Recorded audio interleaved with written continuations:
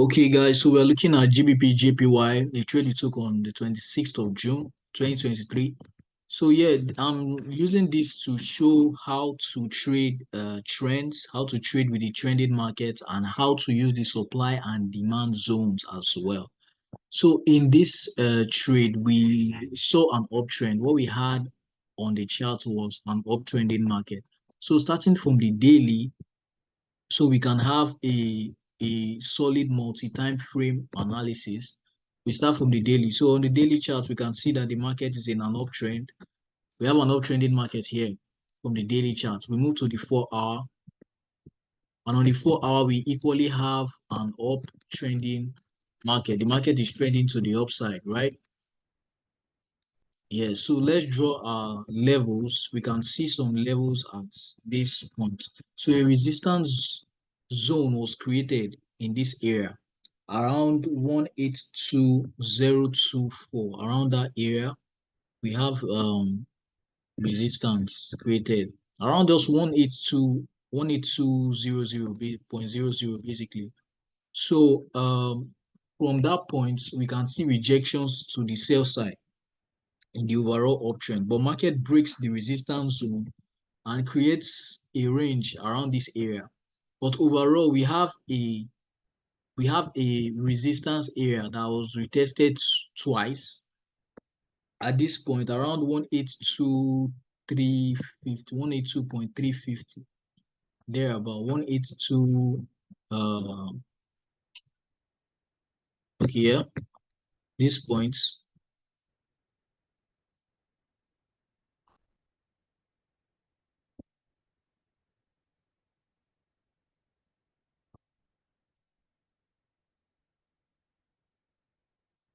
And we have yet another resistance zone around 182.725 to 720. So that was the point where we drew out our zones. So moving to the 1 hour time frame now, you can see different levels.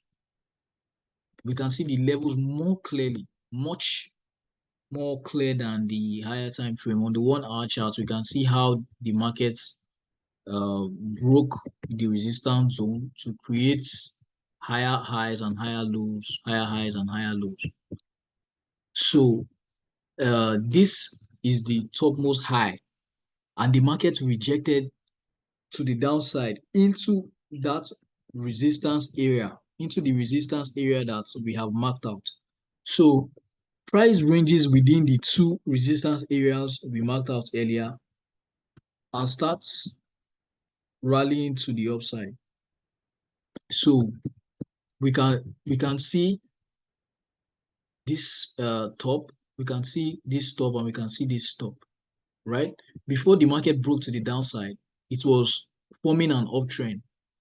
And then after creating this high, it broke to the downside as though like making the move to go to the downside. But this has now proved to us that, okay, our demand zone is valid. Why is our demand zone valid? Because for price to have created this up move and suddenly the selling pressure at this point rejects price with the motion to move price below this demand zone to the downside, and the demand zone intercepts it and continues pushing it to the upside, it is validation that our demand pressure is valid. Like I said earlier, you hear it on all my videos: price delivery, price delivery, price delivery. The movement of price from a point A to a designated point B. So this helps us understand that institutions already have a direction where they want the market to go. They already have a particular price point they want the market to reach. But the price doesn't just go there directly. It goes there in increments. It goes there with manipulations, and uninformed traders can fall for these manipulations. Traders who only use the basic higher highs and higher lows without more specific info, without more specific knowledge about how the market moves, looking carefully at each candlestick, they are likely to fall prey to this type of market moves. So being able to understand this, we now know that the market is moving to the upside. There will be manipulation, like we saw in this area. Market was creating steady higher highs and higher lows, but without candlestick confirmations to tell us that we have a trade at hand. So when we saw this push to the upside and then the sudden sell and then a sudden selling pressure push price below the normal trend and then start reacting back to the upside, we can now validate our demand that okay, this is a solid demand, and this solid demand is motioning to the upside, and the next resistance pressure, the next supply zone is this area here.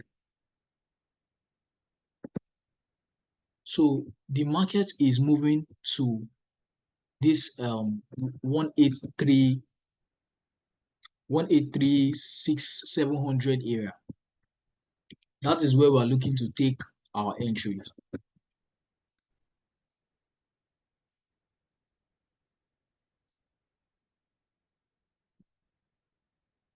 So we place our entry here. And if you look closely, you see the pin bar candle. I always talk about the pin bar candle. The pin bar candle printing green. After a green engulfing candle, the pin bar candle prints green. So this particular area is a very tricky area, especially because of this supply, this engulfing, this red engulfing candle that motion to clear out buying pressure. But we can see that the red engulfing candle, the selling candle, was not able to break this green candle before market started reacting back to the upside, and then market reacts back to the upside with an equally positive candle to the upside, which is validation that price is in an uptrend. We have broken major resistance zones within a range, and the market has gestured to push price lower, but the demand pressure has validated itself with this engulfing candle and pin bar. So our entry will be just above, like as soon as this pin bar candle is printed, that is where our entry is. And we put our stops just at the wick. So let's go to the 30 minutes. On the 30 minutes, we can see the markets clearer.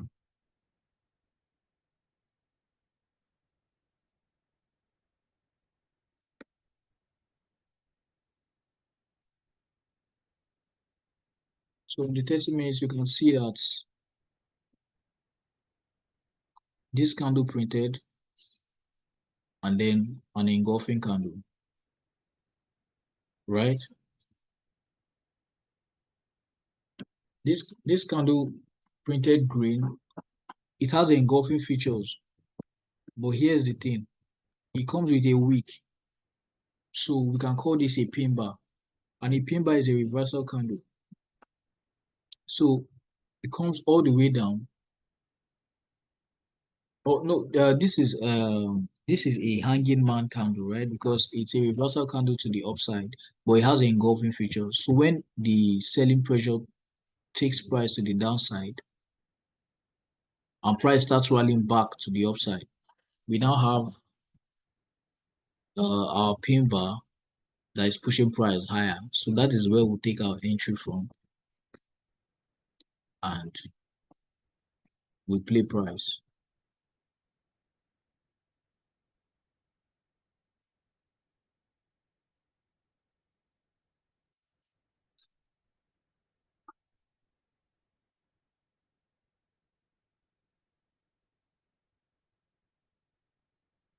That's uh that's our trade.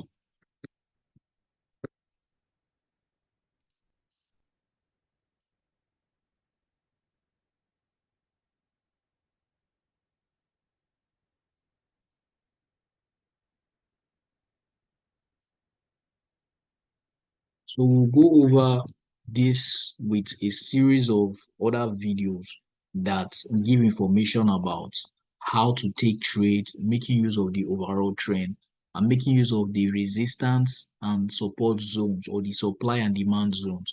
So you see, the supply is the same thing as resistance, and demand is the same thing as support.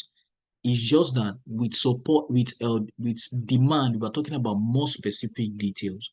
Sometimes you have a support zone, right? But there are candlestick formations that will show you where is right for entry, what point is right for entry. Okay, is this a retest? Okay, is this right? So with the candlestick formations, we're able to determine, okay, this is where our supply zone is. This is the area where we'll be waiting for a price to tap into in order to look for entry. It's just more specific. It's not just saying, okay, just buy from support or sell from resistance. We have more specific details. We're looking deeper into the market and seeing the right place for entry, the right place to put our stop loss in order to make, right, in order to make maximum returns. And on this trade, we had a 2.5 risk to reward. Like I said, I usually target around from 1 to 2, 1 to 2.5, 1 to 3, and on rare occasions 1 to 4.